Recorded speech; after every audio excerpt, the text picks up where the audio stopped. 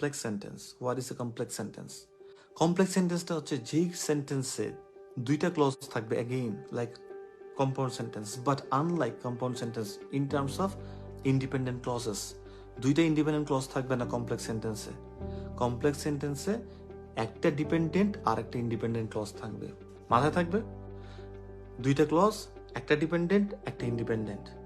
এখন আমরা তো জানি কয়টা ক্লজ, ডিপেন্ডেন্ট ইন্ডিপেন্ডেন্ট সবই জানি। কিভাবে করব? আমি নাম দিছি এটা, সেটা হচ্ছে যে একটা ক্লজকে খোরা বানাও, মানে ডিপেন্ডেন্ট করো, খোরা বানায় দাও, আরটা ইন্ডিপেন্ডেন্টই থাক। একটা ক্লজকে মানে একটা পার্ট অফ সেন্টেন্সকে খোরা বানাও, আরটা যেরকম আছে ওরকমই থাক। দুইটা অংশ মিলে সেন্টেন্সটা হবে। কিভাবে হবে? খোরা কিভাবে বানাবো? ডিপেন্ডেন্ট করার জন্য। তো খোরা বানানোর জন্য কিছু শব্দ আছে, সেই শব্দগুলো জাস্ট আমাদের বসায় দিলেই আলটিমেটলি ওইটা খোরা হয়ে যায়। যেমন if, if Rahim goes to the school, Barkat will go to play. Rahim স্কুলে যদি যায় বা রহিম স্কুলে গেলে বরকত খেলতে যাবে। এই ইফকে একটু সাইড নোট করি। আবার ইফের আবার 4টা রুলস আছে, 0, 1, 2, 3, 0 ফার্স্ট, সেকেন্ড, থার্ড। ইফের পরে প্রেজেন্ট টেন্স ইউনিভার্সাল ট্রুথ হলে পরেরটুকু প্রেজেন্ট হয়, মানে ইন্ডিপেন্ডেন্টটা। ইফের পরে প্রেজেন্ট ইনডিফিনিট হলে পরেরটা ফিউচার ইনডিফিনিট হয় যদি ইউনিভার্সাল ট্রুথ না হয়। ইফের পরে পাস্ট ইনডিফিনিট টেন্স হলে একটা উড বসবে, বেস ফর্ম বসবে।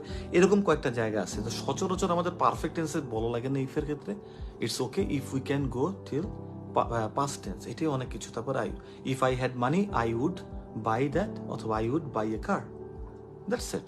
এই পর্যন্তই অনেকখানি। It's okay. মনে থাকবে? এগুলোই তো 15 মিনিট পরীক্ষার মধ্যে বলতে পারবো না, এত কথা কেমনে বলবো? মাথার মধ্যে তো টেনশন। এগুলো দিয়ে একটা আনতে পারলে more than enough, believe me. So যাই হোক, এটা ইফের একটা গেল। দো, অল দো, যদিও। তো যে কোনো কিছুতে কন্ট্রাডিক্ট হয় না, বাট আসে মাঝখানে। He is rich but he does not donate to the poor. এই but, though he is rich, comma he does not donate to the poor. Though এর আবার কিছু জিনিস আছে, কিছু রুলস আছে, সেটা তোমরা ইন্টারনেট থেকে দেখতে পারো। তো দো দিও আলটিমেটলি আমরা ওই দেখো, he is rich but he does not donate to the poor. এই যে সেন্টেন্সটা বললাম, বাটটা দিলাম মাঝখানে, এটা কিন্তু একটা কম্পাউন্ড সেন্টেন্স হয়ে গেল।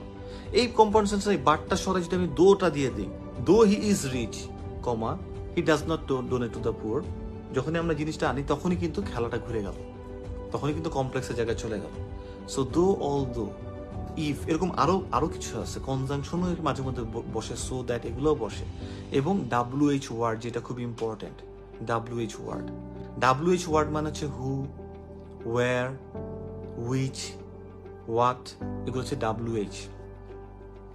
For example, I have a car which runs fast.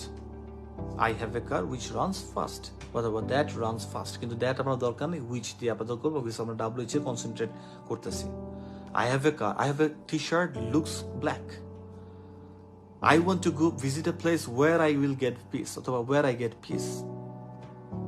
এই যে WH ওয়ার্ড দিয়ে, তাহলে আমি যদি বলি I want to visit a place where I get peace, এই where WH থেকে লাস্ট পর্যন্ত এই এটার সাথে যে অংশটুকু লাগানো আছে, সেই অংশটুকু হচ্ছে ডিপেন্ডেন্ট। আর I want to visit a place, এটা আমি এমনিতেই বলতে পারি, এটা ইন্ডিপেন্ডেন্ট। আমি একটা প্লেসে ঘুরতে চাই। কিন্তু ওয়ার আই গেট পিস, যেখানে আমি পিস পাই, সেরকম একটা জায়গায় ঘুরতে যেতে চাই। তো একটা জায়গায় ঘুরতে যেতে চাই যেখানে আমি পিস পাই। সো এই WH দিয়ে কিন্তু আমরা খোরা করে দিতে পারতেছি।